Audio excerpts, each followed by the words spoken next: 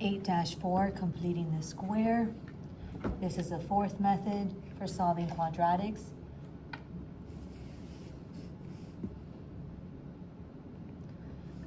Example 1, how to make a perfect square trinomial.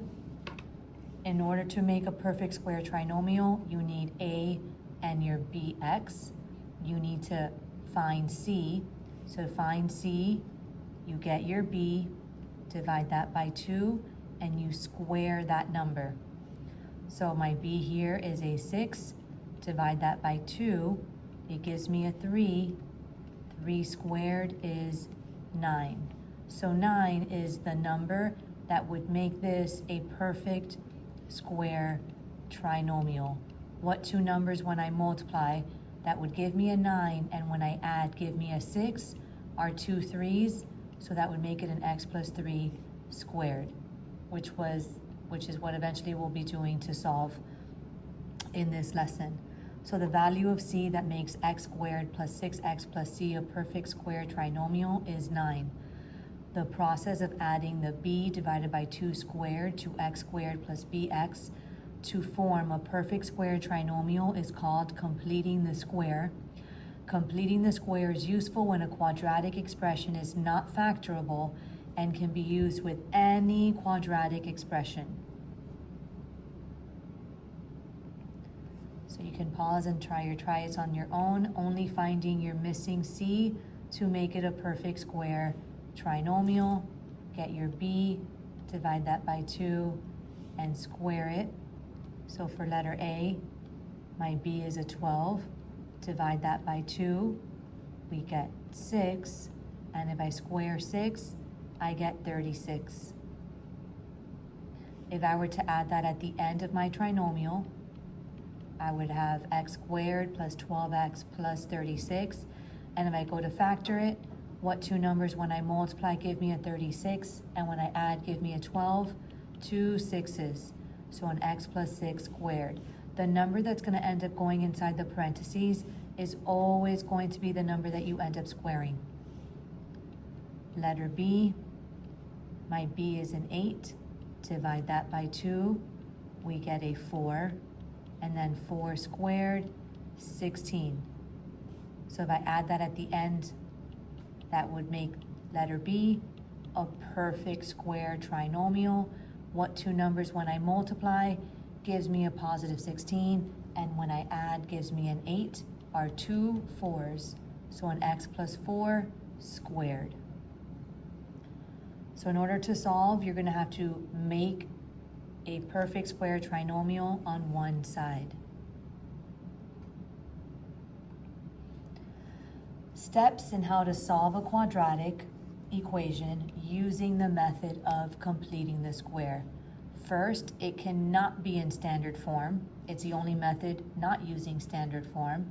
You only need A and B on one side because this is not a perfect square trinomial. You have to create one. So that positive 16, we need to bring it over to the other side. So we start off with x squared minus a 14x equals a negative 16.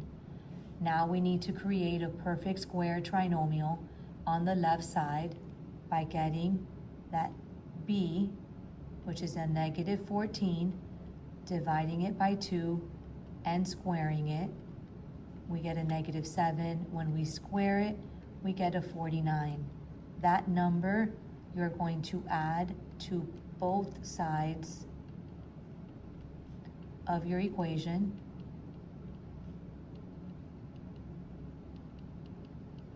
So it's going to end up being an x squared minus a 14x plus 49 equals a negative 16 plus 49. Then step 3, write the perfect square trinomial as a binomial squared. So what two numbers when we multiply give us a 49, and when we add a negative 14, again, what number did we square? 2 negative 7, so x minus 7 squared equals a negative 16 plus 49 is 33. Next, we have to solve for x. It's inside parentheses with a square on the outside. So to undo this square, we have to square root. Whatever we do to one side, we do to the other side. Because 33 is a positive number, we have to find the positive and negative square root of 33. It is not a perfect square, and it cannot be broken down, so it stays as a 33 inside the radical. Next, to solve for x, I have to subtract 7, so I have to get rid of -7, so I add 7 to both sides. And you can just write your answer as a +7 plus negative radical 33, or you can also write it as x equals positive negative radical 33 plus 7, whichever way is still correct.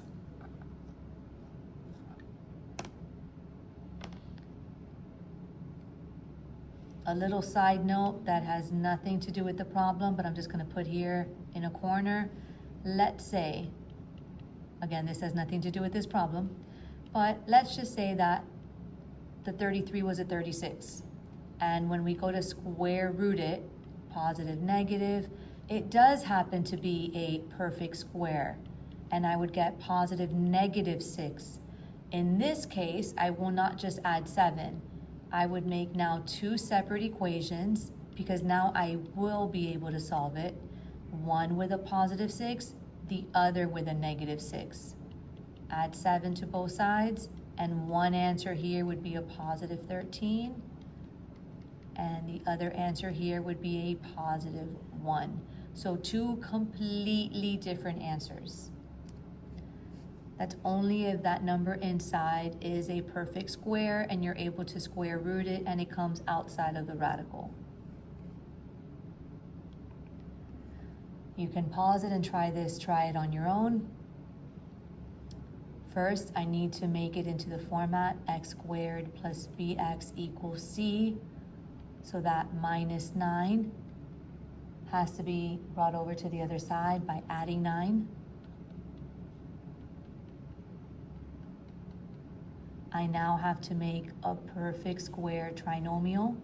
So I get my 10, which is my b, divided by 2, and I square that number, which is a 25. That 25 is now going to be added to both sides of my equation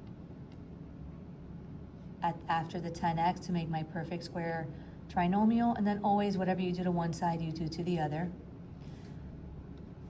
Factor your perfect square trinomial as a binomial squared.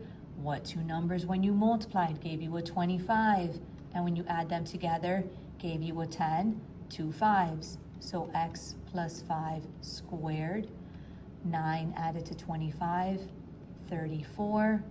Undo the square by square rooting, positive negative square root of 34. X plus 5 equals a positive and negative square root of 34. Subtract 5, subtract 5. I always just like to put my number first.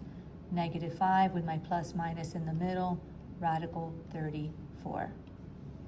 Again, if you want to write it the other way, it would be x equals that positive negative square root, and then since it's negative, minus 5. Either way is correct. Another side note. If, let's say, you had x plus 5 squared equals a -34. Again, when you go to square root and you're square rooting that negative sign, this would be an example of a no solution. But this has nothing to do with this problem. Just a little side note.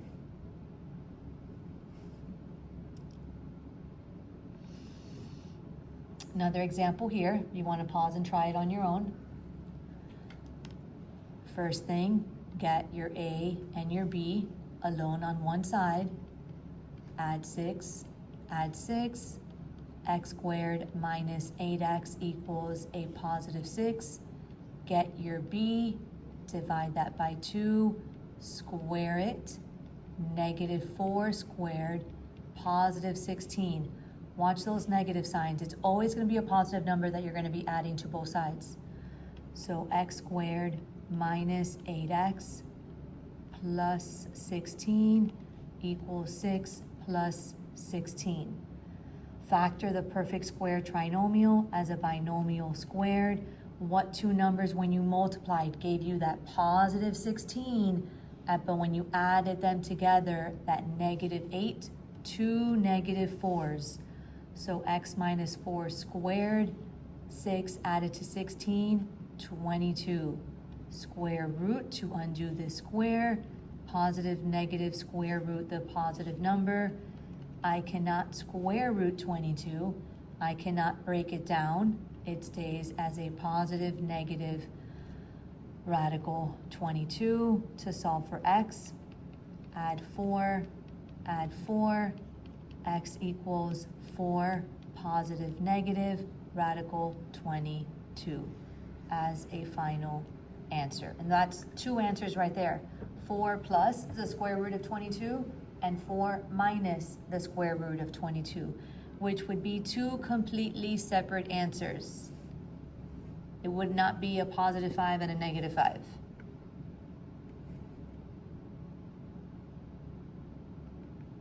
Example 3, the hedge maze has a 2-wide yard walkway around it. So this is 2 yards, this is 2 yards, this is 2 yards, and this is 2 yards. What are the dimensions of the maze?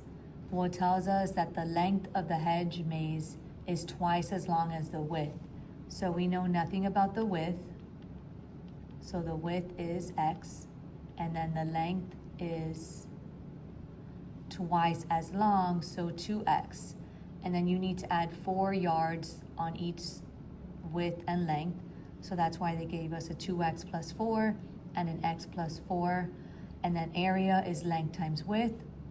So we FOIL 2x times x, 2x squared, 2x times 4, positive 8x, 4 times x, 4x, and 4 times 4, 16.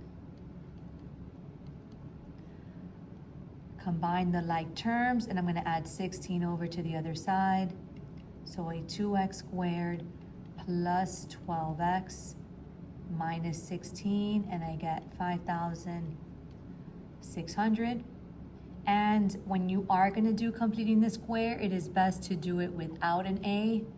So I do have a GCF, and I'm going to divide everything by 2, and I have an x squared plus a 6x equals 2,800. Solve it using completing the square. I get my 6, which is my b, divide that by 2, and I get a 3 squared, which is 9. Adding that number to both sides.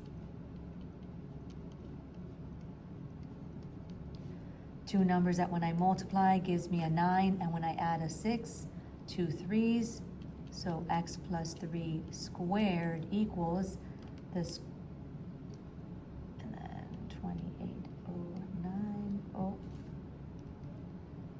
let's fix this. 28 plus 9. There we go. Square root. Now, because I am dealing with the width of a maze, that's a real life situation, I don't need a negative. So I'm just going to square root 2809, which happens to be a perfect square. So x plus 3 equals a 53 minus 3, x equals 50. So 50 is my width. My length is double that.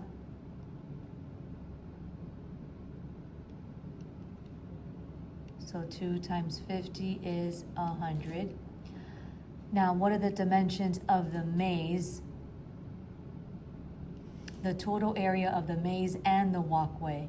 So 50 added to 4 is 54, and then 100 added to 4 is 104. And if you want to check,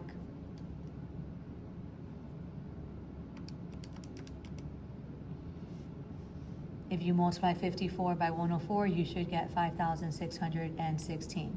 So that is the dimensions of the maze, 54 yards by 104 yards.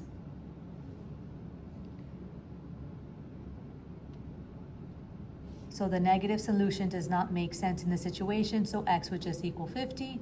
The width is 50 yards and the length of the maze is 100 yards. With the walkway, the total width is 54 yards and the total length is 104 yards. A maze and a walkway with the same total area, but now the walkway just has 1 yard. So it's gonna be the same, 2x plus 2, because now it's 1, 1, 1, 1 on each side. So 2x plus 2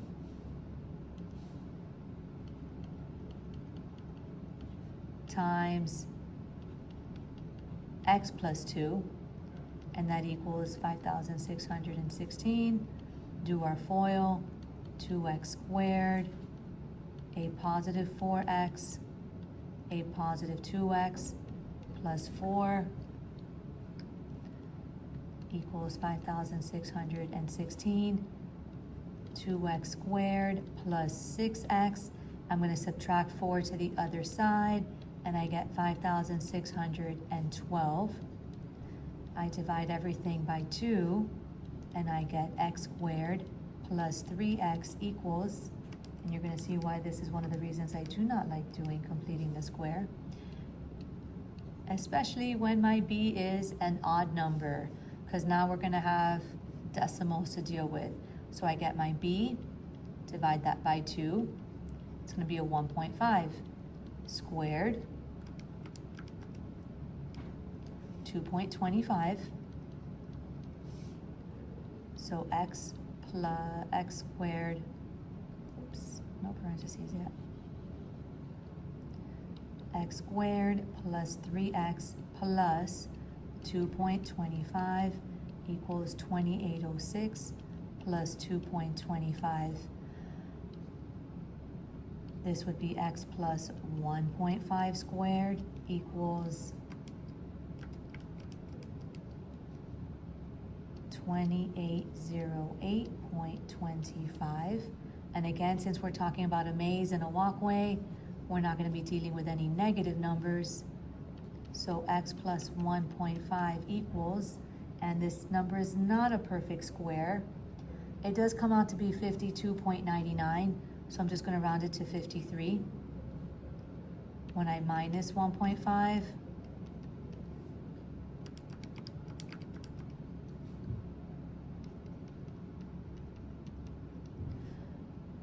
so my width is 51.5. Adding the 2 yards of the width, that makes it 53.5. The length is double that amount. So the length is 103, and then doubling, adding 2 yards to that, 105.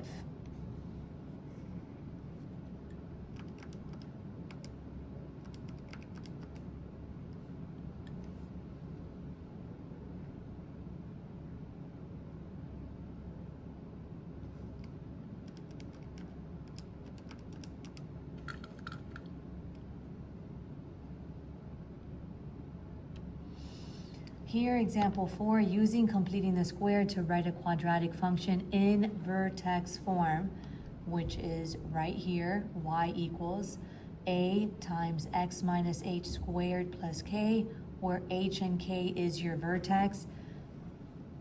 Completing the square is useful to identify x minus h squared. So again, we need to make a perfect square trinomial. So they subtracted 11 to the other side. They did negative 8 divided by 2 squared. Negative 4 squared is 16. 16 was added to both sides of your equation. Negative 11 plus 16, positive 5. Two numbers that when you multiply give you a 16, and when you add together a negative 8, two negative 4s. And then just to write it in vertex form, get the y by itself, so subtract the 5 over again. So this vertex here would be a positive 4, comma, negative 5.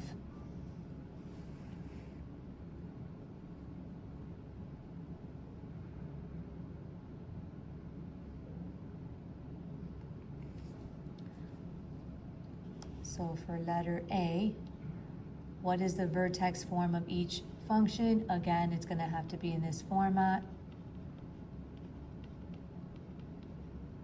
First, I'm going to subtract 3 to the other side. So y minus 3 equals x squared minus 2x. We get that b, negative 2 divided by 2, negative 1 squared, positive 1. So y minus 3 plus 1 equals x squared minus 2x plus 1. Negative 3 added to 1, negative 2. Two numbers that when you multiply give you a positive 1, and when you add them together, a negative 2 are two negative 1s. And then add 2 to the other side. That now becomes your k at the end. X minus 1 squared plus 2, and then this is just little extra work. My vertex would be a positive 1, comma, 2. For letter B, so this would be your answer. Letter B, bring that positive 25 to the other side. Y minus 25 equals x squared plus 6x. Get your 6, divide that by 2, square it. 3 squared is 9. Add 9 to both sides, plus 9. X squared plus 6x plus 9. Negative 25 plus 9 is negative 16. Two numbers that when you multiply give you a positive 9, and when you add a 6, x plus 3 squared. Add 16 to both sides.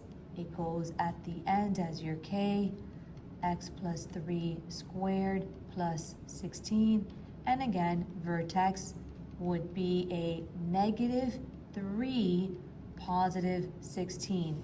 Remember, vertex has a minus h. That became a plus 3. The only way for minus to have turned positive is if that 3 would have been negative. Negative going into where negative made that positive. Example 5, astronauts train for flying in zero gravity using a special plane that flies in parabolic arcs. The graph shown approximates the altitude A in meters of a plane in relation to the time t in seconds during a training session. What is the maximum altitude, which is your k in vertex form?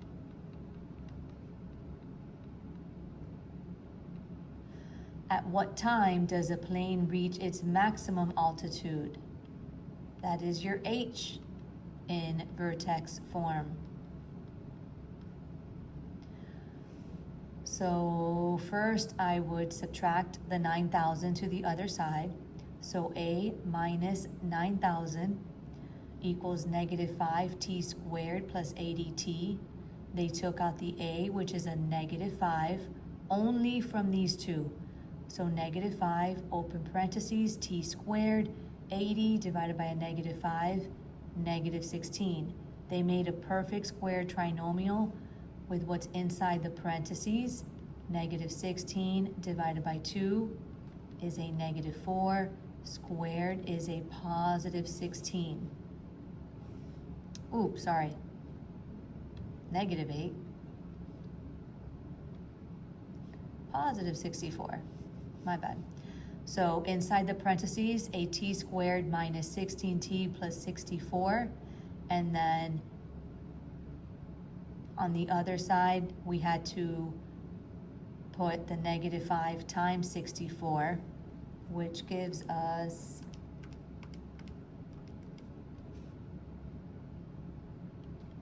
negative 320, combined with a negative 9,000, became negative 9,320. We factored out inside the parentheses a perfect square, t minus 8 squared, add the 9,320 to the other side. So the maximum altitude would be at 9,320 meters at 8 seconds. So the vertex is 8 comma 9,320. The maximum altitude of the plane is 9,320 meters. The altitude is reached after 8 seconds. Try one together, or you can pause, try one on your own.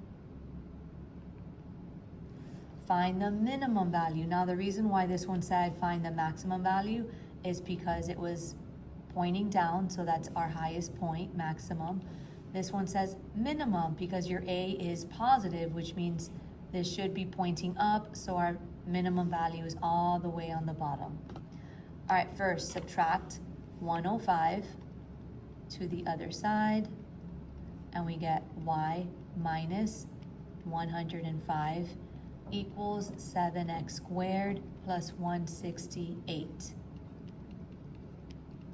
Factor out the 7, or otherwise known as your A, from the right side only. 168 divided by 7 plus 24. Make this a perfect square trinomial.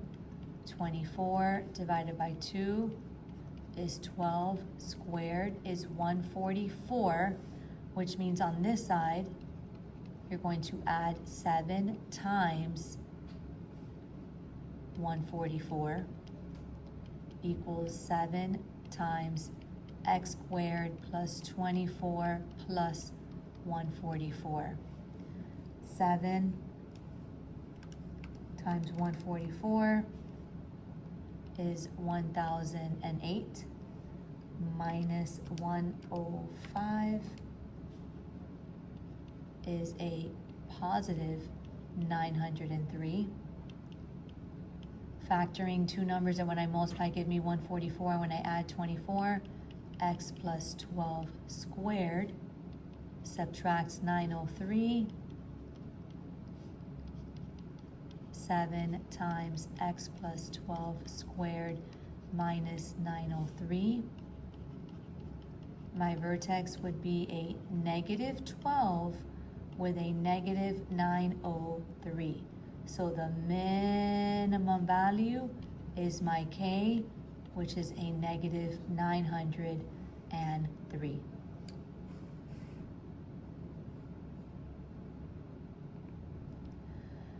To complete the square, add the square of half of the coefficient of x to both sides of a quadratic equation. Completing the square is useful for changing standard form to vertex form.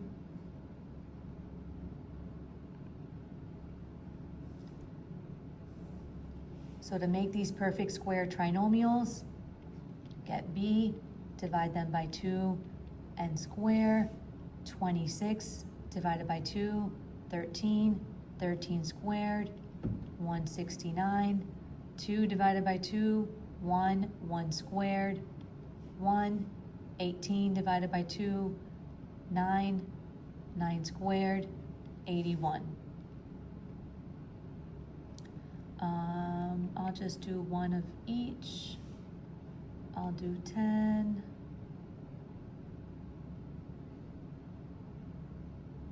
And I will I'll do 13. All right, so number 10, I would divide everything by 2 to begin with.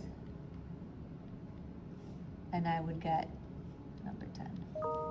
X squared minus 12x minus 2 equals 0. Add 2 to the other side. Next, make that a perfect square trinomial. Negative 12 divided by 2, negative 6 squared is 36. So x squared minus 12x plus 36 equals 2 plus 36. Add that number to both sides. factor it, x minus 6 squared equals a 38 square root, positive negative square root. X minus 6 equals a positive negative square root of 38. Add 6, x equals 6 plus negative square root of 38 would be my answer. 13, subtract 7 first to the other side, y minus 7 equals 5x squared minus 10x. Factor out that 5, x squared minus 2x. Make that a perfect square trinomial. Negative 2 divided by 2, negative 1 squared, positive 1.